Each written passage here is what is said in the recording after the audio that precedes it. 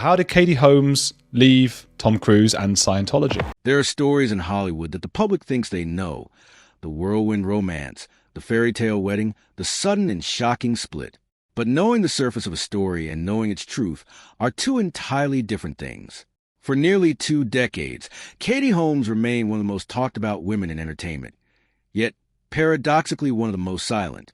She smiled through red carpets, deflected pointed questions in interviews, and quietly rebuilt her life in the shadows of marriage that had defined her public image more than any role she ever played. Now, at 46, something has shifted.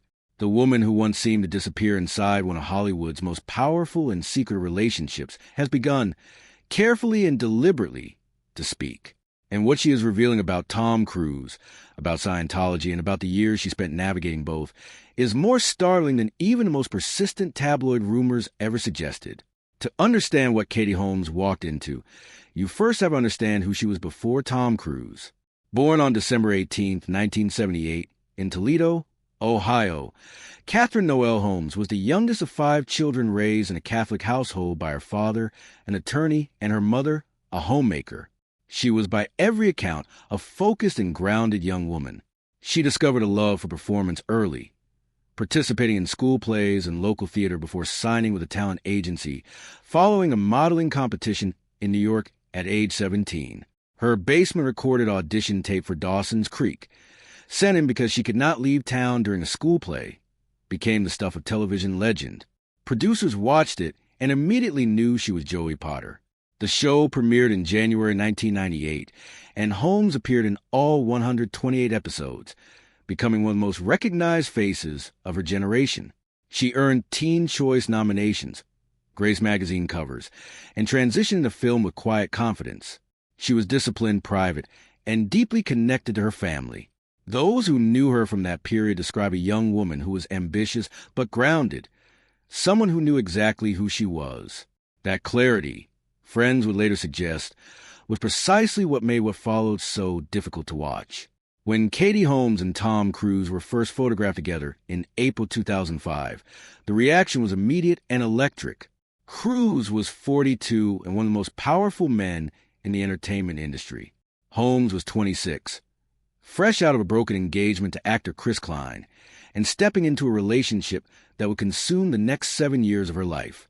The speed at which everything moved was, in retrospect, one of the first signs that something unusual was happening. Within weeks of going public, Cruise was leaping onto Oprah Winfrey's couch, shouting declarations of love in front of millions of viewers. Within 7 weeks, he proposed at the Eiffel Tower in Paris. Within months, Holmes had converted from Catholicism to Scientology, begun auditing sessions, and become publicly enmeshed in the church's network of courses and oversight. Those who knew her described a visible change, not just in her religion or her relationship, but in her entire demeanor. The spontaneous warmth that had defined her on screen seemed to recede behind something more careful and managed. Holmes has since described that period as one of profound disorientation. In carefully chosen words across a handful of recent interviews, she has acknowledged that the pace of those early months left little space for reflection. Decisions were made, announcements followed, and by the time the world was watching her walk down the aisle at a 15th century Italian castle in November 2006, the life she had carefully built in Toledo and Hollywood had been almost entirely reorganized around someone else's world. The wedding itself was spectacular by any measure. Odescalchi Castle in Bracciano, Italy, provided a backdrop that belonged in a period film. Giorgio Armani designed Holmes' ivory gown. Andrea Bocelli performed. Jim Carrey, Jennifer Lopez, and David Beckham attended. The media coverage was enormous. But behind the grandeur, former insiders have consistently described the event as something that served a dual purpose, celebrating a union while simultaneously showcasing the Church of Scientology's influence over one of its most prominent members. Their daughter, Suri, had already been born by then, arriving on April 18, 2006. Holmes has spoken warmly and protectively about Suri in the years since, and it is clear that motherhood became both her anchor and, ultimately, her primary motivation for what came next. But during the marriage itself, the environment Holmes was navigating was far more complicated than the public understood. According to multiple former high-ranking Scientology officials who have spoken on record over the years, Holmes' day-to-day movements were subject to intense scrutiny. Where she went, whom she spent time with, what she said. Details were reportedly relayed upward through the church's internal network. Marty Rathbun, a former senior official within Scientology, has stated publicly that the monitoring of Cruise's household was thorough and continuous. Holmes was not merely Tom Cruise's wife. She was, by virtue of that position, a figure whose behavior and loyalty were considered matters of organizational interest. Holmes has never used dramatic language to describe this period, but in recent years, she has offered fragments that, assembled together, paint a coherent picture. She has spoken about the importance of trusting one's instincts. She has described the process of rediscovering her own voice as something that took years and required enormous patience. She has said in one notable exchange that she spent a long time learning how to simply be herself again, words that carry considerable weight when considered alongside everything that has since become public about those years.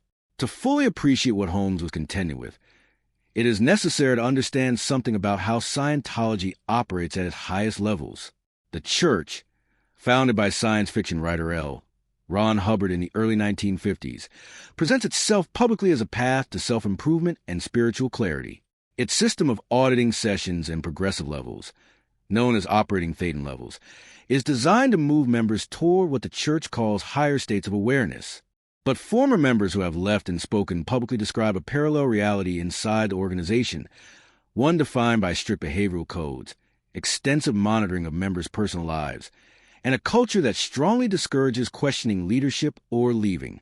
The practice of disconnection, under which active members are expected to cut ties with anyone deemed hostile or suppressive to church, has been described by former members as one of the organization's most psychologically damaging tools.